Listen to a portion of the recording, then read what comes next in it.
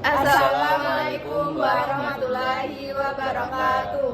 Halo semuanya. Selamat datang di podcast kami dengan saya sendiri Fajar Aulia Rahman Dan saya Dila Amanda Putri. Dan saya Amelina Bila. Di podcast mata kuliah Pemikiran Sosial dalam Islam, kami mau review materi tentang bank syariah. Langsung ke pengertiannya ya. Pengertian ekonomi syariah merupakan sistem ekonomi yang mengatur seluruh kegiatan manusia dari mencari dan mengelola harta dengan cara yang halal, adil, dan membawa kemaslahatan dengan tujuan akhir untuk mencapai falah, yaitu kebahagiaan dunia dan akhirat. Bank syariah adalah lembaga keuangan yang beroperasi berdasarkan prinsip-prinsip Islam. Prinsip-prinsipnya itu seperti menghindari riba, terus menghindari goror atau ketidakjelasan, atau mungkin di masyir seperti judi, atau mungkin di bunga saat peminjaman, dan kegiatan usaha dengan akad-akad yang sesuai syariat Islam. Gitu. Lanjut di tokoh-tokohnya, ada di Abu al-A'la al-Maudadi di tahun 1903 sampai 1979.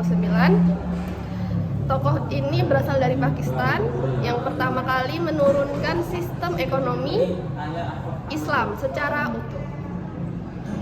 Menjelaskan ekonomi adalah bagian dari ajaran Islam yang komprehensif. Maksudnya itu bukan sekedar alternatif atau sistem ekonomi ya teman-teman, tapi gagasannya dengan keadilan sosial, larangan riba, terus mungkin tidak ada judi, dan peminjamannya tidak dikenakan bunga. Perkembangan yang pertama ada di awal fondasi di tahun 450 Hijriah atau 158 Masehi. Pada tahap ini, ekonomi masih dibahas oleh para ahli fikih, filsuf, dan sufi. Ekonomi Islam dimulai pada masa Rasulullah SAW setelah hijrah ke Madinah, di mana beliau meletakkan fondasi ekonomi dengan membangun modal sosial yang kuat, mendirikan institusi pasar, terus ada membentuk baitul mal atau mungkin perbendaharaan negara, menetapkan kewajiban zakat, mengatur rambu-rambu hukum bisnis atau biasa disebut muamalah. Terus setelah Rasulullah wafat, dilanjutkan oleh Khulafaur Rasyidin, ada Abu Bakar, terus Umar bin Khattab, dan Utsman bin Affan. Kemudian tokohnya ada Abu Yusuf di tahun 109 Masehi dan menyusun kitab Al-Kharaj yang dianggap sebagai buku ekonomi Islam. Terus yang kedua ada Al-Mawardi di tahun 175 Masehi, menulis tentang Al-Ahkam Al-Sultaniyah yang mengatur tata kelola pemerintah termasuk pendapatan negara. Terus yang ketiga ada Abu Al-Ubaid di tahun 803 Masehi.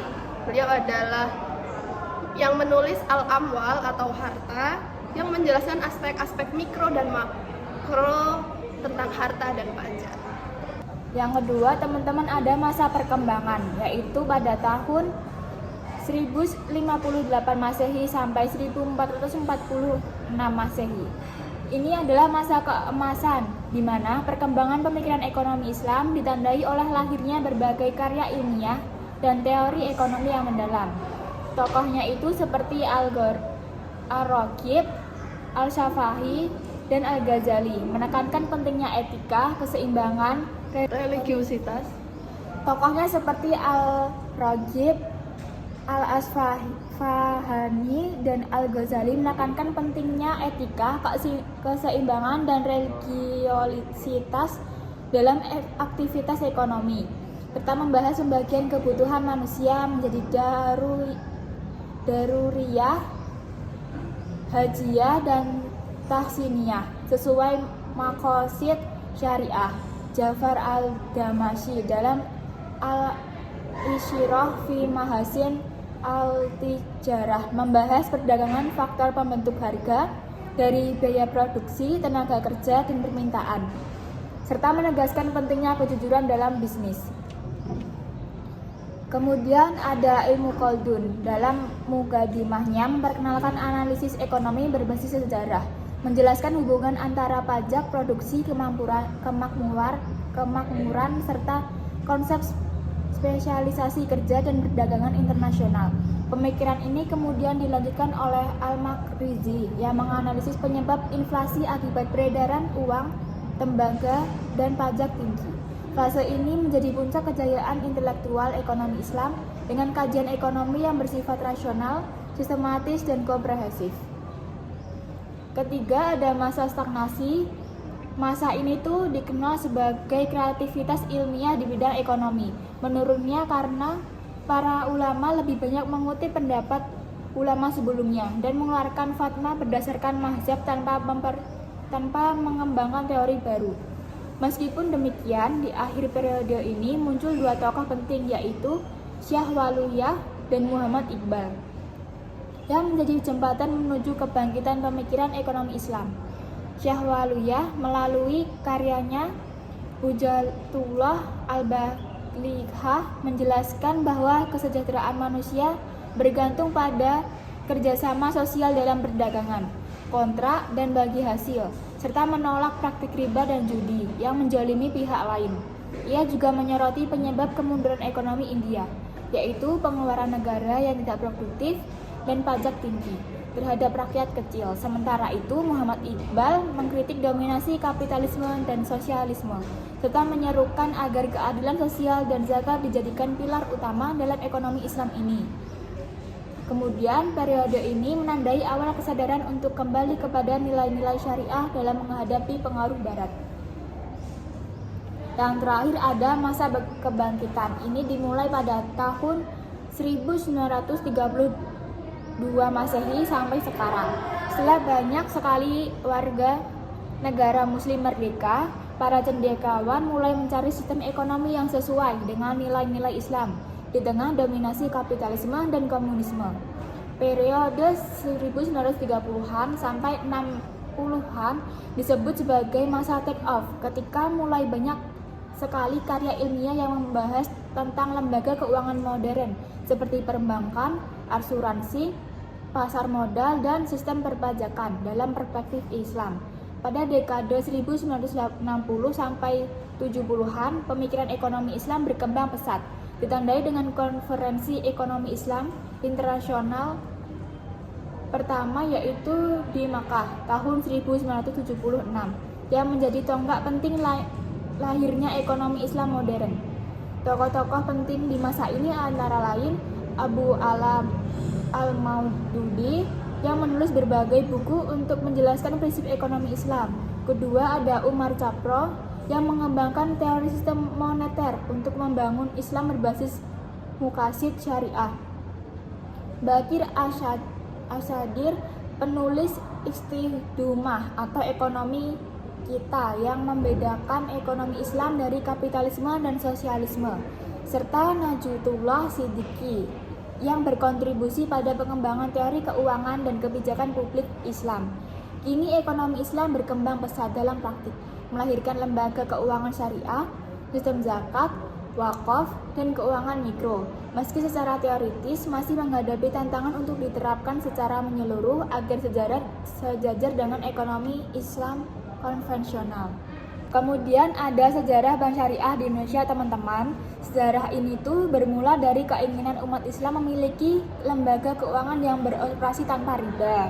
Kemudian gagasan ini terwujud dengan berdirinya Bank Muamalat Indonesia atau disebut dengan BMI pada tahun 1991 sebagai bank syariah pertama. Berdasarkan Undang-Undang Nomor 7 Tahun 1992 tentang bank berdasarkan prinsip bagi hasil. Perkembangan semakin pesat setelah terbit UU Nomor 10 Tahun 1992 98 yang memperbolehkan bank konvensional membuka unit usaha syariah atau disebut dengan UUS atau berkonferensi menjadi bank syariah krisis moneter 1998 membuktikan ketahanan sistem perbankan syariah karena tidak bergantung pada bunga. Memasuki tahun 2000-an, jumlah bank syariah meningkat pesat dengan hadirnya Bank Umum Syariah atau disebut dengan BUS dan BPRS serta penguatan regulasi melalui Undang-Undang Nomor 21 Tahun 2008 tentang Perbankan Syariah. Puncak perkembangan terjadi pada tahun 2021 serta merger 3 bank syariah milik BUMN, Bank Syariah Mandiri, Bank BNI Syariah dan BRI Syariah serta Bank Syariah Indonesia atau sekarang disebut dengan BSI yang kini menjadi bank syariah terbesar di Indonesia dan salah satu bank yang terbesar di dunia. Saat ini, perbankan syariah terus berkembang pesat dan berperan penting dalam mendorong ekonomi nasional berbasis nilai-nilai Islam meskipun masih menghadapi tantangan seperti literasi keuangan syariah dan perluasan jaringan layanan. Baik, sekarang kita masuk pada perbandingan sistem bank syariah dengan sosialisme. Sebelum itu kita lihat dari permasalahan ekonomi yang ada. Sistem ekonomi sosialis itu menghendaki adanya pemerataan. Padahal hal ini justru dapat menyebabkan bentuk kezaliman yang lain.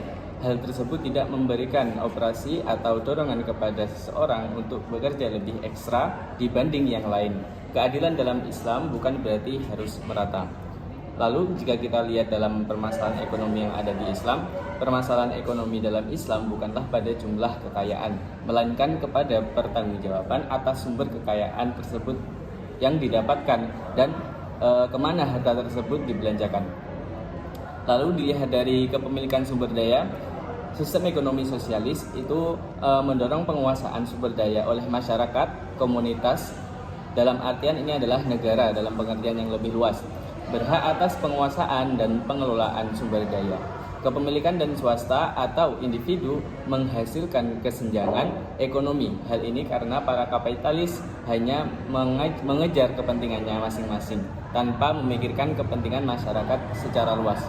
Dalam ekonomi Islam didasarkan pada keyakinan bahwa semua sumber daya yang ada di muka bumi adalah milik Sang Pencipta atau Tuhan Yang Maha Esa.